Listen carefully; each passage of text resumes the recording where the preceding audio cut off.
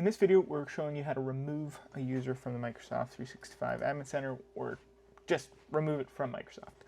Pretty straightforward process. You'll need to either sign in as the global admin or an admin that has access to add and remove users, or you can go in as the delegated admin.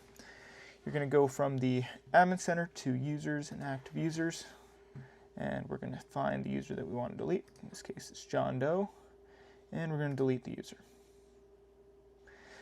Here you have a few options. If you want to convert to like a shared mailbox or give permissions to somebody else, stuff like that. In this case, I just want to delete, so hit delete, and we're done. It'll automatically unassign the license that was assigned to it, so you can assign it to a new user. And we can click close here. If by chance you accidentally deleted it, you can always go to deleted users and restore it. I think you have either 30 to 90 days to do that. It probably said on that page, but I wasn't looking for it. And you can just restore the user again, and away you go. Now, keep in mind, if you've assigned that license to somebody else and you restore it, you won't have a license to give to it, so you'll have to get another license or something like that. That's the basics of it. Thank you for watching. Have a great day.